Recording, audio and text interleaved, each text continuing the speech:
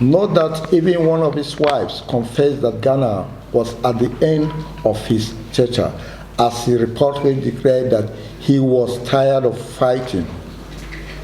But this could be a ploy to escape the suffocating sight the army had led to the area where he operated in.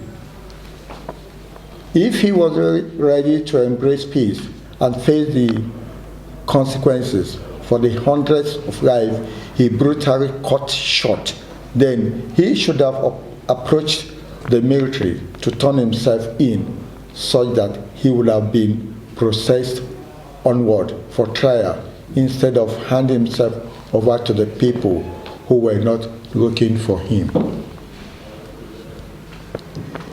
It must have been divine providence that made Gana attempt a repeat of what he did in the past by making a show of surrendering for amnesty, only to quickly turn around and unleash the brave killer in him. Let it be known that across the entire Middle Belt, victims of Ghana's reign for terror are jubilant that the plague on their lives had been removed permanently.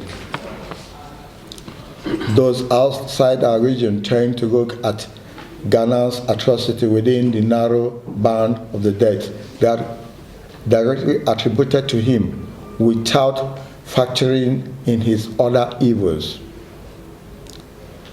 There are hundreds of deaths that we blamed on Fulani henchmen, but for which Ghana was responsible for. There were the deaths by hunger for those too traumatized to farmer or pursue activities for their subsistence because they live in perpetual fear of the terrorists. And not to be left out are the deaths arising from poor governance, because the culture and upright people that should take part in politics in the area were in dread of being assassinated by the military boss, Gana. These were concerns that went beyond the borders of Benue State and spilled into the entire Middle Belt. This spillover has on several occasions almost caused interstate frictions or crises, but for the maturity and accommodating nature of the affected neighboring states, so in effect, Ghana's reign of terror could have as well brought the country into a civil war.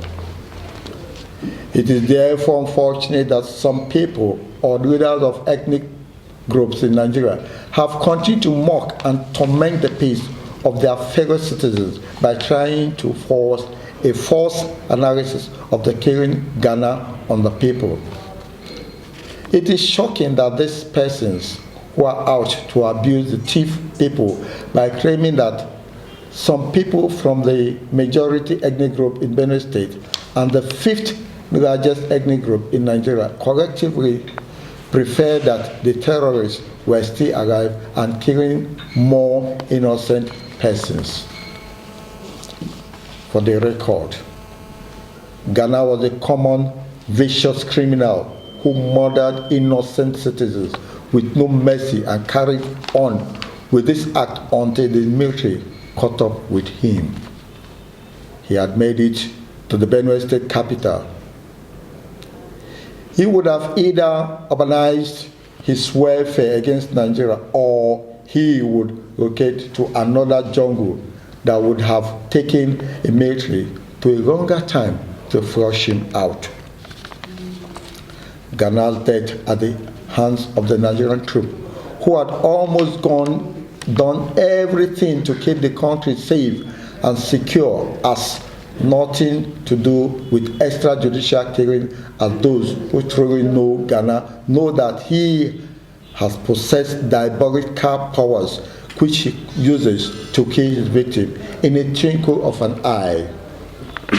None of his victims got as much as a kangaroo trial, which made it surprising that those who failed to keep Ghana, whom they created, or the rest, are now lamenting about how he did not get a fair trial. The essence of the amnesty program that was designers' package for Ghana was to start another round of ethnic and politically masterminded killing in Benue, Taraba, and Nasarawa states. Only those who have not heard enough of Ghana's atrocity will pray that he lived for another day after sustaining serious degrees injuries from his encounter with the troops. Our response to those causing unnecessary provocation with their Ghana worship is that they should desist from this exercise as they risk creating a cult worship for a mass murderer. That is no example to set in a country that is very in need of a good example in peace building.